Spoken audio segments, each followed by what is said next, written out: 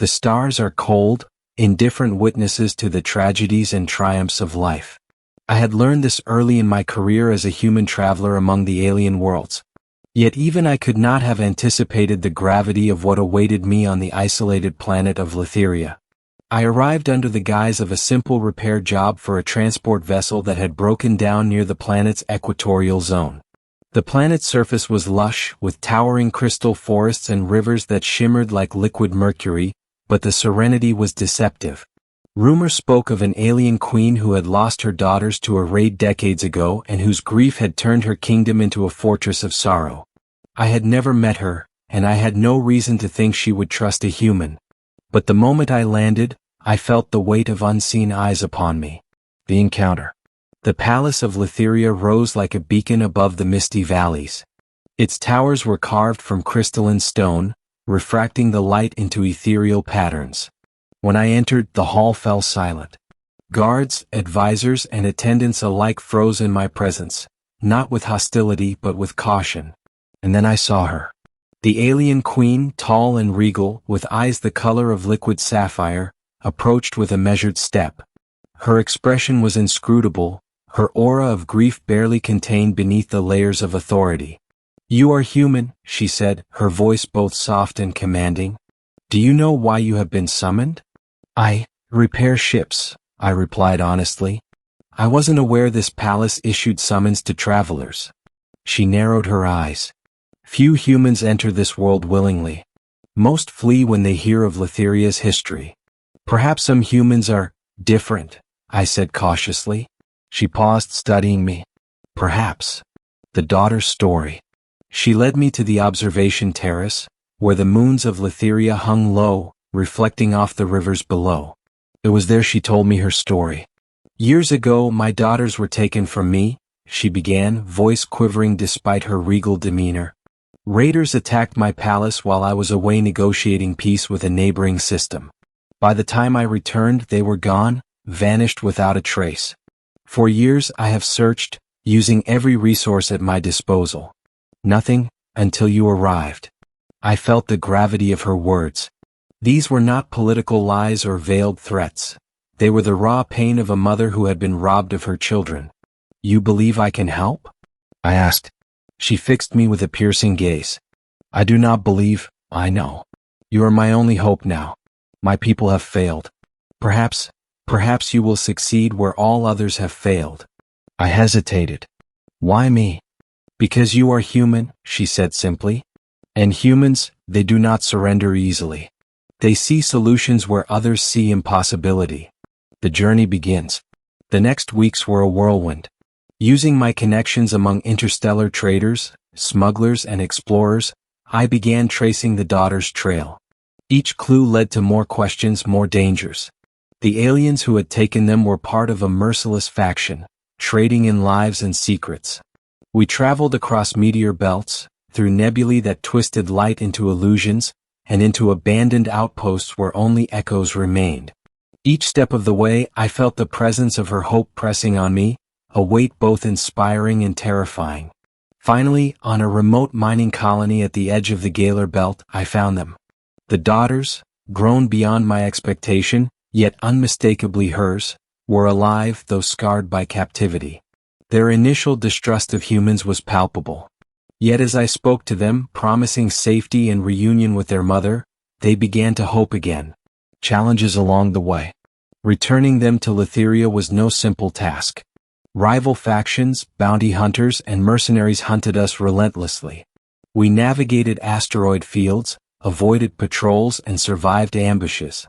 At one point, I barely held them together as a firefight erupted in the tunnels beneath a gas giant mining station. It was in those moments of terror that trust was forged. The daughters began to see me not just as a rescuer but as an ally. They shared fragments of their ordeal, of nights spent in darkness, of whispered fears, and of the longing for their mother. Each confession made the mission more urgent. Time was slipping away and the Queen's patience, though formidable, was finite. The return. Finally, the day came when Lytheria was visible on the horizon, its crystalline towers gleaming in the sunlight. My heart pounded as we approached. I could already feel the tension, the anticipation of the reunion. The queen was waiting on the central terrace, flanked by her guards. As we landed, she moved toward us, her sapphire eyes scanning, searching. And then she saw them. The daughters ran, screaming, "Mother!" and threw themselves into her arms. The queen's cries of joy echoed across the palace, bouncing off the crystal walls.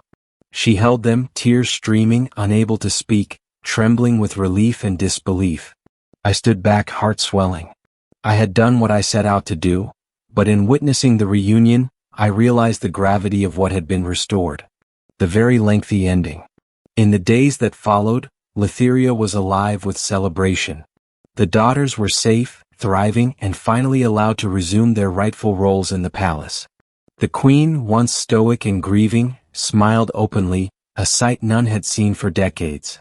She called me to the central hall, adorned with tapestries depicting the history of her line, and the air was thick with gratitude. "You have done what no one else could," she said, her voice trembling slightly. "You have returned my children to me.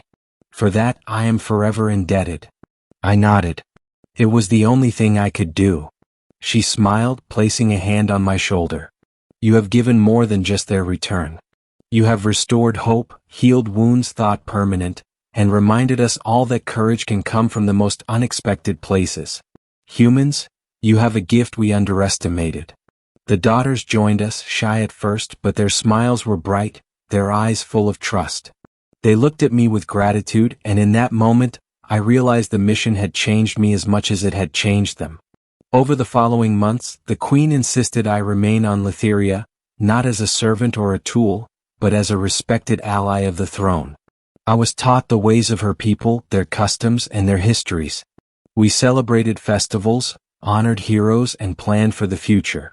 Yet, beneath the political and ceremonial aspects, a deeper connection grew. The queen and I shared quiet conversations under the stars, reflecting on life, loss, and the strange paths that brought us together. One evening, as we stood on the terrace watching the twin moons rise, she took my hand. "I have been alone for too long," she said softly. "But you remind me that even in loss, the universe can offer second chances." I squeezed her hand. "You're not alone anymore. And neither are they. None of you are." Her eyes glistened, a mixture of gratitude and something more profound. "Perhaps, this is how the galaxy intended things all along. That even in sorrow there is hope. And even in despair, a human can bring miracles."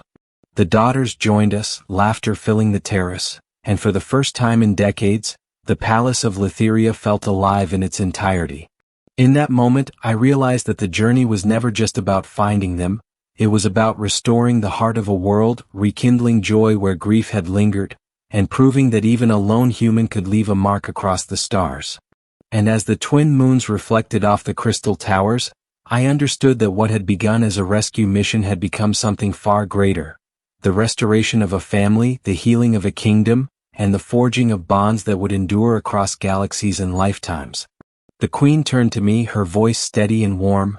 "You have given us all a gift no one else could. And for that, you will always be part of Lytheria." I smiled, gazing at the daughters, the queen, and the palace alive with light and laughter. "Then I suppose, I have found my place among the stars."